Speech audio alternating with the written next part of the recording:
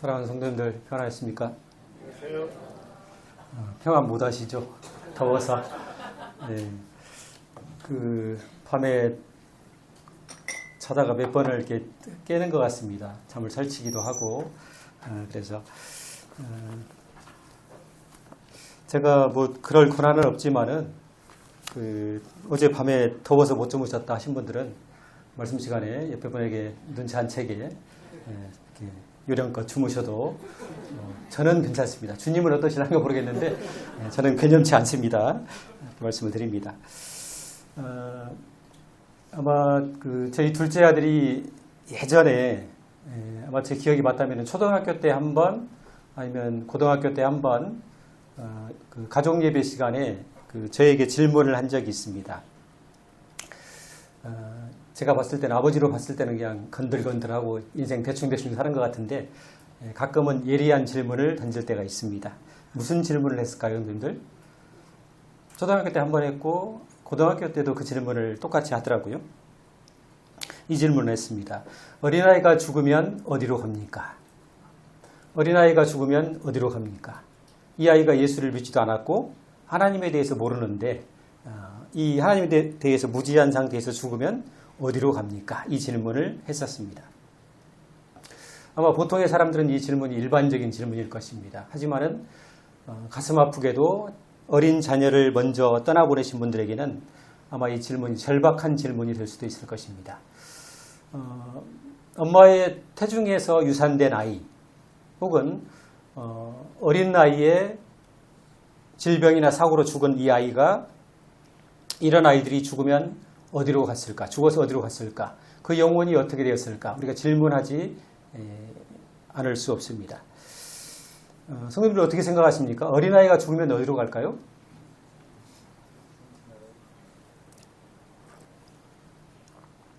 천국에 갈까요? 아니면 지옥에 갈까요? 안타깝지만 성경은 이 부분에 대해서, 이런 부분에 대해서 명확하게 말씀하고 있지 않습니다. 성경이 어떤 부분에 대해서는 굉장히 분명하고 정확하게 말씀을 하시는데 또 어떤 부분에 대해서는 명확한 언급이 없는 경우들도 있습니다. 근데 저는 개인적으로 성경에서 명확하게 말씀하지 않는 내용에 대해서는 살짝 궁금하다 할지라도 이것은 하나님의 주권과 하나님의 영역이다 이렇게 맡겨두고 보류해 두는 것이 좋다고 생각이 됩니다. 어린아이가 죽으면 어디로 가는가? 성경적인 답을 내놓으라 이렇게 얘기하면은 알 수 없다, 모른다라고 말하는 것이 성경적인 답이라고 생각을 합니다. 그런데 문제가 있습니다. 교사의 은사를 가지신 성도님들은 누군가의 질문에 대해서 모른다고 대답하는 것이 그렇게 어렵고 용납이 안 된대요. 저는 잘 모르겠어요. 저는 교사가 아닌가 봅니다. 저는 뭐 물어보면 다 모른다고 하거든요. 우리 김아린 쌤하고 김종환 쌤에게 여쭤보라고 질문하지 마 막 그랬는데 아무튼 이 교사의 은사를 가지신 분들은 모른다고 대답하는 것이 매우 고통스럽고 어렵다고 얘기를 합니다. 사랑하는 성도님들, 우리가 하나님에 대해서 우리가 살아계신 하나님에 대해서 우리가 아는 것이 많을까요? 모르는 것이 많을까요? 모르는 게 많을까요? 그렇습니다. 욥기 11장에서도 이렇게 말합니다. 네가 하나님의 오묘함을 어찌 능히 측량하며 전능자를 어찌 능히 완전히 알겠느냐 이렇게 묻고 있습니다. 어찌 인생이 전능하신 하나님을 온전히 완전히 알겠느냐 이렇게 말하고 있죠. 우리가 성경을 통해서 배운 하나님에 대해서 지극히 일부를 우리가 알고 있는 것입니다. 다시 질문 드리겠습니다. 그러면 우리 인생에 대해서 우리 삶에 대해서 우리가 아는 것이 많을까요? 모르는 것이 많을까요? 모르는 게 많습니까? 모르는 게 많습니다. 우리가 배우면 배울수록 분명해지는 한 가지 사실이 있는데 그것은 우리가 정말 모른다고 하는 것입니다. 저는 예전에 어렸을 때는 나이가 50이 넘으면은 사람이 풍부한 지식과 경험을 가지고 거의 모든 삶을 통제할 줄 알았어요. 거의 모든 지혜와 지식이 충만해지기 때문에 경험이 충만해지기 때문에 그 삶을 다스리고 통치하는데 부족함이 없을 걸로 생각이 됐습니다. 근데 50이 넘어보니까 전혀 안 그렇더라고요. 여전히 모르고 여전히 미지의 세계에 살고 있는 것을 우리가 발견하게 됩니다. 그래서 성경에서 밝히 보여주지 않는 부분들, 하나님께서 명확하게 말씀하시지 않는 부분에 대해서 우리가 모른다, 알 수 없다고 말할 수 있어야 된다고 생각이 됩니다. 그런데 여기서 이제 말씀을 끝맺으면 좋겠죠, 성도님들. 알 수 없다. 어린아이가 죽어서 어디로 갈지 그것은 하나님께 달린 영역이고 인간이 질문하는 것도 그다지 탐탁치 않다. 알 수 없으니까 더 이상 질문하지 마세요. 이렇게 하고 그렇게 말해버린다면은 이것은 너무 인색하고 좀 모질지 않느냐 이런 생각을 갖게 됩니다. 그래서 이 질문에 대해서 성경에서 명확하게 말씀하고 있지 않아서 우리가 분명하게 말할 수는 없지만 정답이라고 말할 수는 없지만은 이 질문에 대해서 하나님의 말씀에 근거해서 또 하나님의 성품에 기대어서 오늘 이 시간에 조심스럽게, 매우 조심스럽게 한 걸음만 더 들어가 보도록 하겠습니다. 막 몇 걸음을 막 계속 들어가면 뭐가 됩니까, 성도님들? 이단이 될 수 있습니다. 그래서 조심스럽게 하나님 말씀과 또 하나님의 성품에 의지해서 한 걸음만 딱 들어가 보도록 하겠습니다. 저도 사실 답답해요. 시원하게 그냥 천국 갑니다, 못 갑니다 이렇게 해버리면 좋은데 그럴 수가 없습니다. 하나님께서 침묵하고 계신 상황이기 때문에 그렇습니다. 우리가 성경에서 침묵하고 있는 어떤 내용을 다룰 때에는 성경에서 일관되게 말씀하시는 영적인 원리를 살펴보는 것이 매우 중요합니다. 성경에서 어쩌다가 우연히 나오는 것을 캐치하는 것이 아니고 성경에서 반복해서 계속 말하고 있는 일관된 원리를 그것을 붙드는 것이 중요하다고 생각이 되어집니다. 먼저 첫 번째로 어린아이의 영적인 상태가 어떤 상태에 있는가를 먼저 살펴보고 가겠습니다. 고린도전서 15장의 말씀에 보시면 이렇게 말씀하고 있습니다. 아담 안에서 모든 사람이 죽은 것 같이 이렇게 얘기하고 있습니다. 아담 안에서 모든 사람들이 죽었다, 영적으로 죽었다 이렇게 표현하고 있습니다. 이 말씀은 어린아이도 예외 없이 아담의 범죄로 인해서 죄의 영향력 아래에 있다, 이 말씀을 하고 있는 것입니다.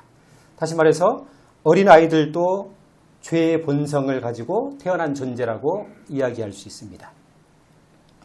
그래서 시편 51편에서도 이런 말씀을 하시죠. 내가 죄악 중에 출생하였으며 어머니가 죄 중에 나를 잉태하였나이다, 이렇게 말씀하고 있습니다. 또 로마서 5장에 보시면 이런 말씀도 있습니다. 한 사람으로 말미암아 죄가 세상에 들어오고 죄로 말미암아 사망이 들어왔나니 사망이 모든 사람에게 이르렀느니라, 이렇게 얘기하고 있습니다. 성경은 일관되게 모든 사람이 죄의 저주 아래에 있고 하나님의 심판 아래에 있다고 선언하고 있습니다.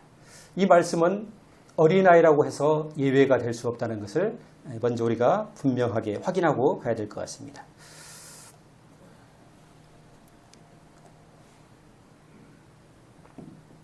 PPT 띄워주셨네요. 자, 이제 두 번째로, 그렇다면 성경에서 예수님께서는 어린아이들을 어떻게 바라보시고 어떻게 대하셨는가, 이것들을 좀 말씀을 좀 찾아보면서 확인하도록 하겠습니다. 자, 먼저 마가복음 10장에 있는 말씀이 띄어져 있는데 제가 먼저 읽어드리겠습니다. 다음 구절은 우리 성도님께서 좀 읽어주시면 감사하겠습니다. 마가복음 10절, 사람들이 예수께서 만져주심을 바라고 어린아이들을 데리고 오매 제자들이 꾸짖거늘 예수께서 보시고 노하시어 이르시되 어린아이들이 내게 오는 것을 용납하고 금하지 말라. 하나님의 나라가 이런 자의 것이니라. 감사합니다.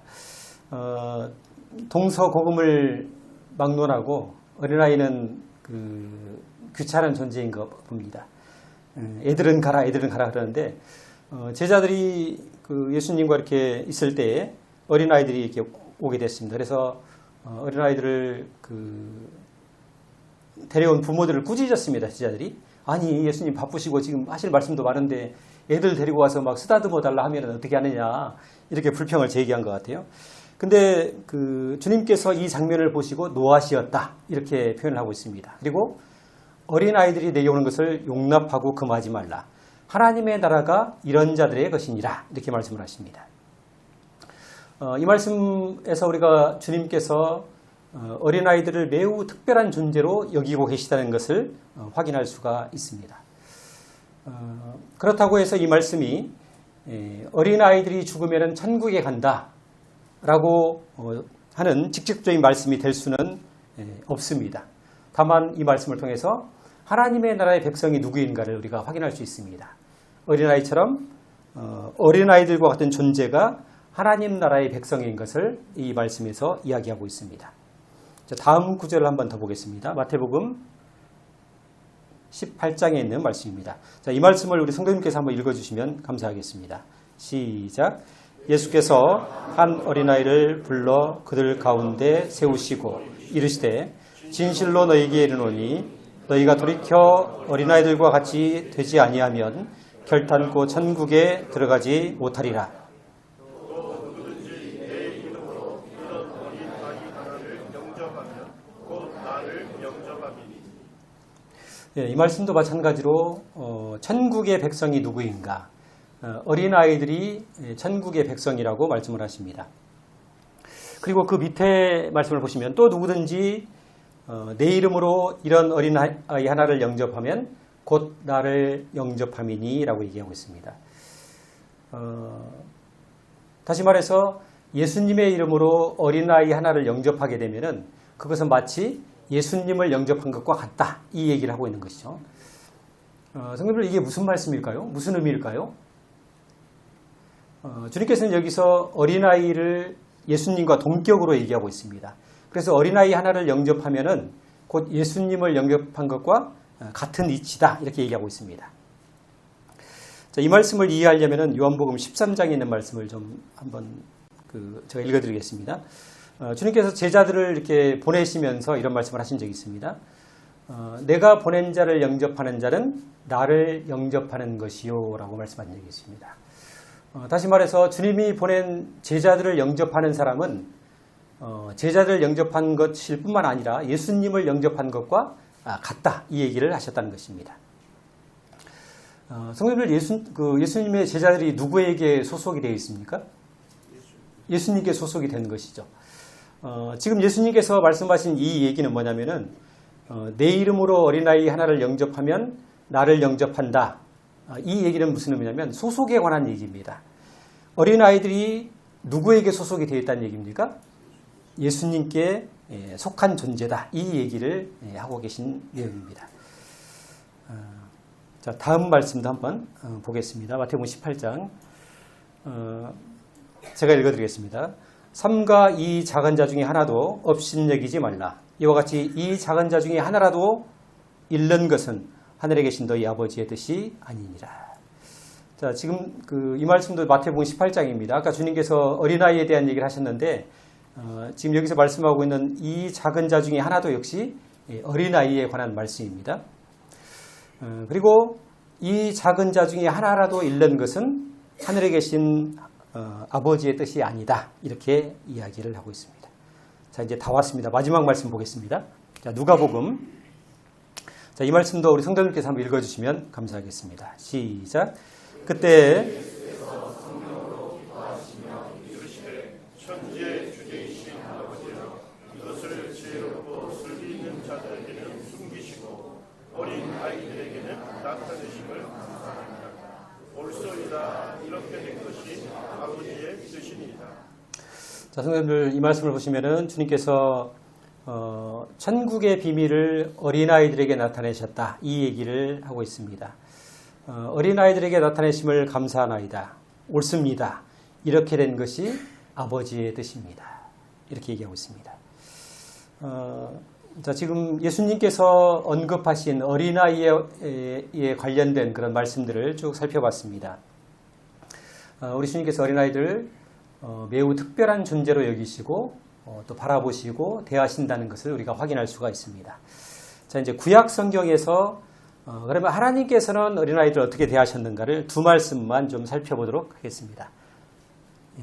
신명기에 있는 말씀인데요. 같이 한번 읽겠습니다. 시작. 또 너희가 사로잡히려 하던 너희의 아이들과 당시의 선악을 분별하지 못하던 너희의 자녀들도 그리로 들어갈 것이라. 자, 이 말씀은 어떤 말씀이냐면은 광야 40년이 마쳐졌습니다. 그리고 이제 약속의 땅이 가까웠을 때에 하나님께서 모세에게 그 약속의 땅에 들어갈 사람들이 누구인가를 말씀하십니다. 자, 1세대에서는 누구와 누가 약속의 땅에 들어갑니까? 여호수아와 갈렙만이 들어갑니다. 그리고 추가로 하나님의 약속의 땅에 들어갈 사람들이 누구인가를 주님께서 말씀하시는데 이렇게 말합니다. 너희가 사로잡힐 것이라고 했던 너희의 아이들과 당시에 선악을 분별하지 못하던 너희의 자녀들이 그리로 들어갈 것이다. 이렇게 얘기했습니다. 하나님께서 이때도 이 아이들, 어린 아이들에 대한 얘기를 하십니다. 그러면서 그 아이들이 어떤 아이냐면은 선과 악을 분별하지 못하는 아이들이 약속의 땅, 하나님의 땅 가나안에 들어가도록 허락하시는 장면을 우리가 볼 수가 있습니다. 자, 다음 마지막 말씀입니다. 요나서 4장 말씀을 보겠습니다. 제가 읽어드리겠습니다.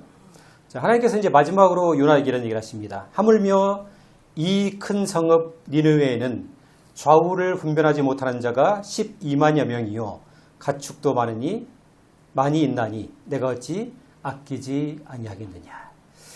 자, 여기 보시면 이제 그 니느웨 성을 가리켜서 큰 성읍이라고 표현을 하고 있습니다.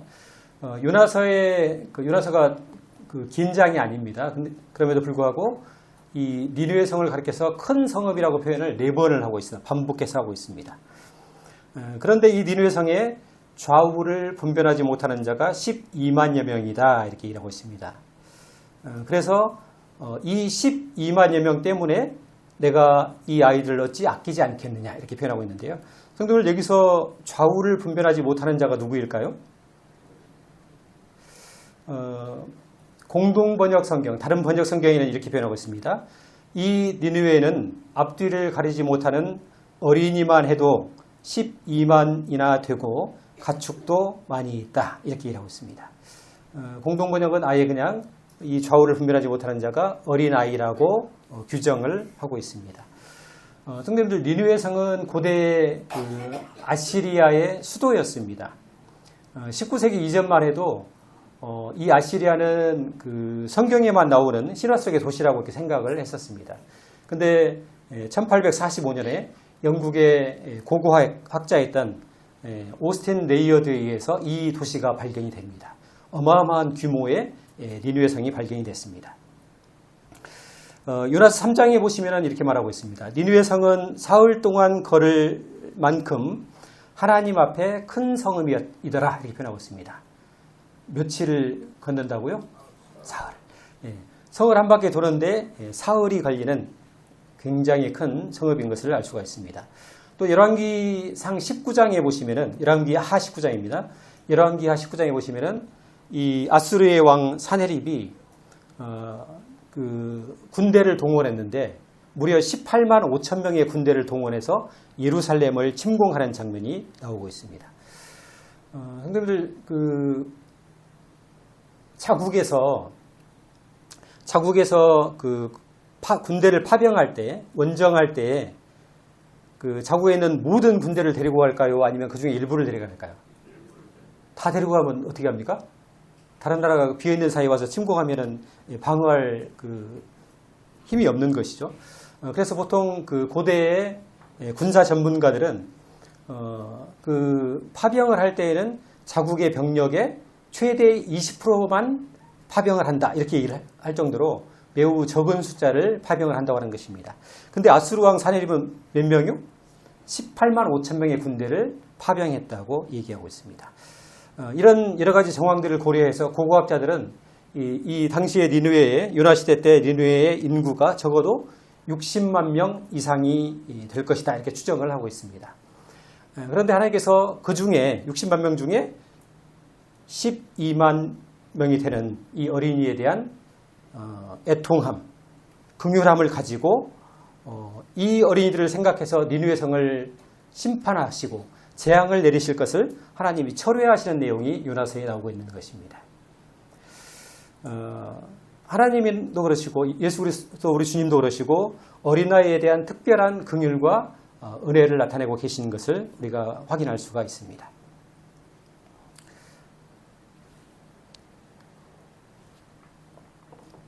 자, 성도들 다음은 우리 말씀을 하나 찾아보시겠습니다. 에베소서 1장 말씀을 같이 한번 보시겠습니다. 에베소서 1장 13절 말씀을 같이 읽도록 하겠습니다. 에베소서 1장 13절입니다.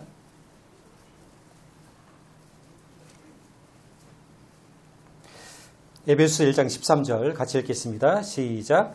그 안에서 너희도 진리의 말씀 곧 너희의 구원의 복음을 듣고 그 안에서 또한 믿어 약속의 성령으로 인치심을 받았으니. 자, 13절 말씀은 성경이 말하는 구원의 단계를 얘기하고 있습니다. 첫 번째 어떻게 합니까? 진리의 말씀 곧 구원의 복음을 어떻게 합니까? 듣고 그 안에서 또한 믿어. 자, 듣는 단계가 있고 믿는 단계가 있다고 얘기하고 있습니다. 하나님 말씀과 복음은 사람의 언어들을 통해서 전달이 됩니다. 그러면 그 언어를 우리가 듣는 단계가 있습니다. 복음을 듣는 단계가 있어요. 듣는다는 것은 이해하는 것을 포함하는 개념입니다. 근데 이해하려면 어떤 능력이 필요합니까, 성도님들? 지적인 능력이 필요합니다. 지식적인 이해의 능력이 필요한 단계입니다. 그 다음 두 번째 보시면은 그 안에서 또한 믿는 단계가 있습니다. 다시 말해서 하나님 말씀을 인격적으로 동의하고 받아들이는, 하나님 말씀을 참된 하나님의 말씀이라고 판단할 수 있는 능력을 가지고 그것을 선택하고 믿기로 결정하는 단계가 있다고 하는 것입니다. 이것을 우리가 믿음의 단계라고 얘기하죠. 다시 말해서 하나님 말씀을 듣는 단계, 이해를 포함합니다. 그리고 믿는 단계, 마음으로 동의하고 복음을 믿기로 마음으로 선택하고 결정하는 단계가 있습니다. 이런 과정을 통해서 우리가 구원에 이르게 됩니다. 근데 성도들, 우리 어린 아이들은 하나님의 존재에 대한 이해가 불가능합니다. 또 복음에 대한 지적인 이해가 불가능한 상태에 있습니다. 더군다나 자기의 죄를 인식하고 죄를 회개할 능력도 어린아이에게는 있지 않습니다. 물론 어린아이들도 욕심을 부리기도 하고 짜증을 내기도 합니다. 죄가 있습니다. 그럼에도 불구하고 그 죄는 이 육신의 본성에서 나오는 죄이지 그 아이가 의도하고 계획한 목적을 가진 죄는 아니라고 하는 것을 우리가 알 수가 있습니다. 성도들 유아실 가면 우리 교회 슈퍼스타가 한 명 있죠. 임지유. 제가 지유의 삶을 가만히 이렇게 돌이켜보니까 지유도 매우 피곤할 것 같아요. 수요일날, 금요일날, 주일날 지유가 오기도 전에 이미 그 방 안에 팬들이 대여섯 명이 포진하고 있습니다. 그리고 오자마자 막 소리를 지르고 환호성을 지르고 지유야 웃어봐 예쁜 짓 해봐. 이 슈퍼스타의 삶이 그다지 이게 녹록한 것이 아닌 것 같습니다. 피곤한 삶일 것 같아요. 자, 근데 이제 지유의 엄마 아빠가 하나님께 간절히 기도를 하고 진지한 마음으로 지유야, 이 하늘과 땅을 만드신 분은 하나님이셔. 그리고 지유를 엄마 뱃속에서 지으신 분, 만드신 분도 하나님이야. 하나님이 지유를 너무너무 사랑해서 하나님의 아들 예수님을 이 땅에 보내주셨어. 이해가 되니? 믿어져? 이렇게 하면 지유가 뭐라고 할까요? 까까 이렇게 하겠죠. 어린아이는 그 그리스도의 복음에 대해서 이해하고 선택하고 믿음으로 결정할 수 있는, 내릴 수 있는 존재가 아닙니다. 아까 우리가 신명기 1장에서 보았던 선과 악을 구별할 수 있는 존재가 아니라고 하는 것입니다. 어린아이뿐만 아니라 정신적으로 어린아이의 단계에 머물러 있는 지적 장애인이나 발달 장애인들도 포함되는 개념이라고 생각이 되어집니다.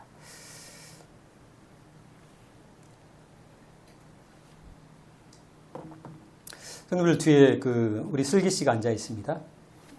슬기 씨가 앉아 있어요. 어떤 분들은 슬기야 슬기 하는데 슬기 나이가 어떻게 되신 줄 아세요? 40세예요. 올해요. 40세. 슬기라고 하면 안 됩니다. 이제 엄연한 숙녀님이세요. 40세 맞아요? 네, 맞습니다. 40세. 앞으로 슬기야 슬기 하면 안 됩니다.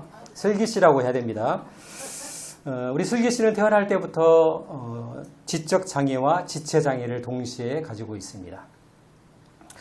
지적인 그 능력과 인지력은 1살 아이보다 못한 단계입니다. 그래서 그 한 번도 엄마를 엄마라고 불러보지 못한 그런 상태에 있습니다. 성도들 슬기를 보시면 어떤 생각이 드시나요? 안타깝고 슬기가 불행하고 불쌍하다는 생각을 우리가 일반적으로 갖습니다. 근데 하나님께서는 슬기를 어떻게 바라보실까? 이런 생각을 제가 해본 적이 있습니다. 요한복음 9장에 보시면은 예수님과 제자들이 길을 가다가 태어날 때부터 맹인인 시각장애를 앓고 있는 사람을 만나게 됩니다. 그때 제자들이 예수님께 이런 질문을 하죠. 주님, 이 사람이 맹인으로 태어난 것이 자기의 죄 때문입니까? 아니면은 부모의 죄 때문입니까? 이렇게 질문을 합니다.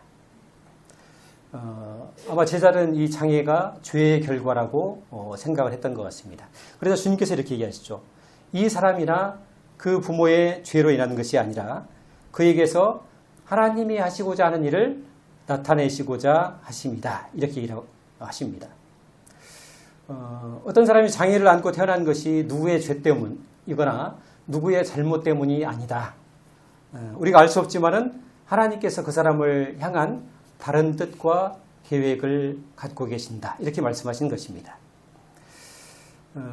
우리는 알지 못하지만은 우리가 불행이라고 여기고 고통이라고 여기는 그 상황도 하나님의 관점에서는 하나님의 섭리 안에서는 거기에 하나님의 선하신 뜻과 계획이 분명히 있다고 하는 것입니다. 슬기는 분명히 죄송합니다. 슬기 씨는 우리 교회의 축복이 분명합니다. 선물 같은 존재라고 여깁니다. 우리 슬기처럼 그 성도들의 사랑과 기도와 관심을 받은 사람도 없다고 생각이 됩니다. 매주 금요 기도 집회 때마다 우리 슬기 씨의 이름이 불려지고 있습니다. 그리고 기도할 때 우리가 이렇게 기도하죠. 슬기가 자기 자신과 자기를 포함한 이 세계에 대해서 또 하나님에 대해서 지적으로 이해하고 그리고 인지력이 생겨서 복음을 믿고 구원에 이를 수 있도록 해주십시오. 이렇게 기도를 합니다. 물론 그렇게 하신 분도 틀린 것은 아닙니다. 옳다고 여깁니다. 그러나 저는 개인적으로 이 슬기에 대해서 하나님께서 자비와 긍휼이 풍부하신 하나님께서 이 슬기를 가장 선하신 방법으로 인도하실 것을 믿습니다. 그리고 가장 자비로운 방법으로 슬기를 구원하실 것이라고 믿고 있습니다. 그래서 저는 슬기를 위해서 기도할 때 주님 슬기에게 인지력과 지각력을 주십시오. 복음을 믿고 이해할 수 있도록 구원받을 수 있도록 해주십시오. 이렇게 기도하지는 않습니다. 하나님만의 특별한 계획과 섭리 안에서 우리 슬기를 구원할 계획이 있다고 저는 믿고 있습니다. 자, 성도님 그렇다면은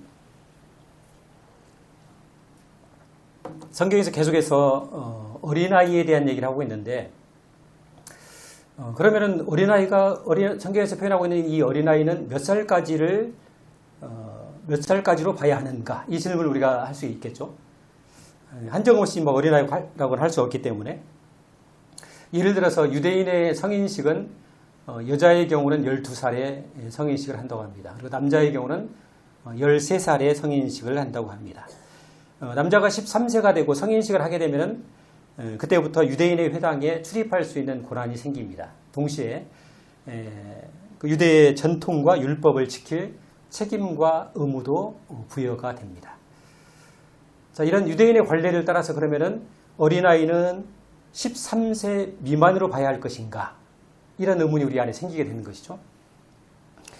하지만 성경에서 우리가 그 나이를 기준할 때, 어린아이를 기준할 때는 어떤 특정한 나이라고 보다는 그 아이가 선과 악을 분별할 수 있는 선과 악을 판단할 수 있는 이 판단 유무에 달려있다고 생각이 되어집니다. 왜냐하면 사람마다 어떤 것을 인식하고 지적으로 이해하는 이 판단 능력의 차이가 있기 때문에 일률적으로 몇 살이라고 그렇게 정의하는 것보다는 그 아이가 선과 악을 판단할 수 있는 능력이 되었을 때까지가 어린아이라고 보는 것이 합당하다고 여겨집니다. 성도님 혹시 뉴스를 보시다 보면은 가끔 촉법소년이다 이런 얘기를 들어보신 적이 있습니까? 촉법소년. 말 그대로 법에 저촉된 행위를 한 범법 행위를 한 소년을 가리킵니다. 근데 이 촉법소년의 나이에 제한이 있습니다. 만 10세부터 14세까지를 촉법소년이라고 이야기를 합니다. 근데 법에서 이 아이들은 형사 책임 능력이 없는 나이라고 이렇게 규정을 했습니다. 형사적으로 어떤 죄를 처벌을 감당할 수 있는 능력이 없다고 보기 때문에 만 10세부터 14세까지의 아이들은 형사적인 어떤 죄를 짓는다 할지라도 형사처벌을 받지 않습니다. 다만 보호처분을 받습니다. 뭐 교육을 받는다든지 아니면 사회봉사명령을 한다든지 이런 명령을 받게 됩니다. 그리고 만 10세 이하의 아이들은 아예 이 보호처분도 받지 않는 이런 법제도가 우리 대한민국 안에서 시행이 되고 있습니다. 성도들, 이 불완전한 세상의 법정도, 불완전한 인간의 법정도 아직 죄에 대해서 인식하고 자각할 능력이 없는 이 어린아이들에 대해서 죄에 대한 처벌을 면제하는 제도를 시행하고 있는 것을 우리가 볼 수가 있습니다.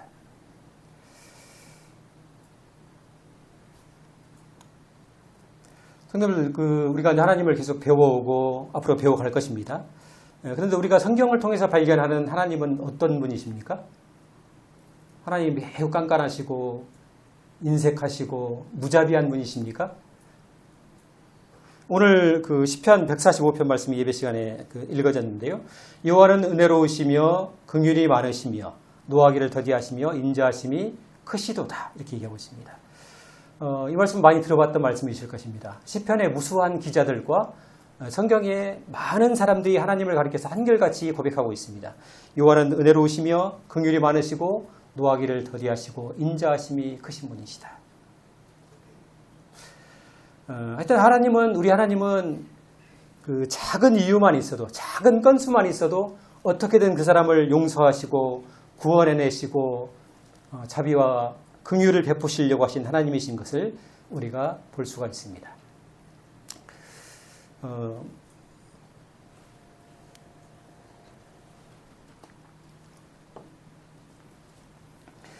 성도, 우리가 에베소 2장 8절 말씀을 잘 아시죠?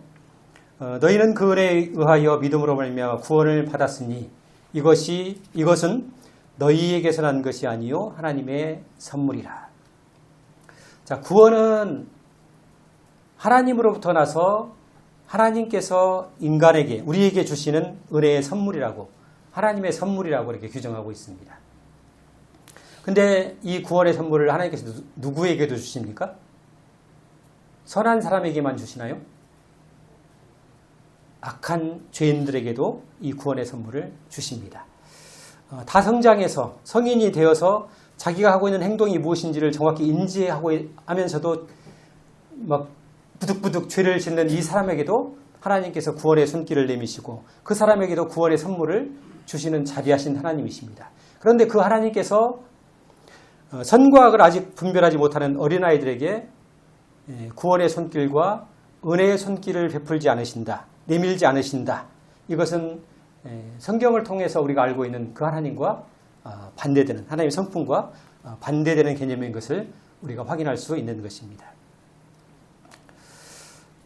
성도님들, 우리가 질문을 받습니다. 어린아이가 죽으면 어디로 갑니까? 이 질문을 받으면 뭐라고 대답해야 됩니까? 알 수 없습니다. 하나님의 주권에 달린 일입니다. 하지만 우리가 몇 가지 분명하게 신뢰할 수 있는 것들이 있습니다. 첫 번째, 우리가 하나님의 성품을 신뢰할 수 있습니다. 하나님은 모든 사람이 구원을 받으며 진리에 이르기를 원하시는 분이십니다. 또 우리를 너무너무 사랑해서 자기 생명을 바쳐서 우리를 구하신 자비의 하나님, 그분의 성품을 우리가 신뢰할 수 있습니다. 두 번째, 적어도 우리가 하나님의 심판은 어떤 심판이다?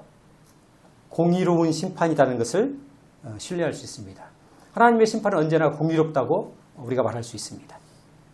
세 번째, 하나님은 사랑이시며 특별히 어린아이에 대해서 특별한 은혜와 자비를 베푸시는 분이라는 것을 우리가 말씀을 통해서 확인할 수 있습니다. 저도 둘째 아들이 질문했을 때 그때 나름대로 설명을 했었는데 언젠가 기회가 되면은 이 질문에 대해서 좀 정리를 해서 성경적인 원리를 정립을 해서 좀 대답을 해야겠다 이렇게 자꾸 미뤄오다가 제가 게을러서 이제사 이렇게 좀 정리를 하게 됩니다. 저도 시원하게 대답을 했으면 좋을 것 같아요. 걱정 마세요. 천국 갑니다. 염려하지 마세요. 이렇게 하면 좋을 것 같은데 어디까지나 이 영역은 하나님의 주권에 달린 일입니다. 다만 우리는 그 하나님 말씀과 하나님 성품에 기대어서 미루어 짐작하고 유추할 따름이라는 사실을 인지하셨으면 좋을 것 같습니다. 사도 바울께서도 고린도전서 13장에서 이런 말씀을 하시죠. 우리가 지금은 거울로 보는 것처럼 희미하다. 지금은 내가 부분적으로밖에 모른다. 부분적으로 안다. 이렇게 얘기하죠. 마찬가지입니다. 지금은 우리가 희미합니다. 지금은 부분적으로밖에 알 수가 없습니다. 하지만 그때에는 주께서 나를 아신 것까지 내가 온전히 알리라. 그때에는 우리가 알게 될 것입니다. 그리고 하나님께서 어린아이들을 영혼을 어떻게 대하시는가, 그들을 어떻게 처우하시는가, 이거에 대해서 우리가 그 자비롭고 은혜로우신 하나님에 대해서 우리가 찬양하게 될 것입니다. 그분의 심판에 대해서 맞습니다. 옳습니다. 하나님께서 하신 것이 가장 선하신 방법입니다. 이렇게 하나님을 찬양할 날이 올 것이라고 기대하게 됩니다. 여기까지 말씀을 정리하겠습니다. 감사합니다.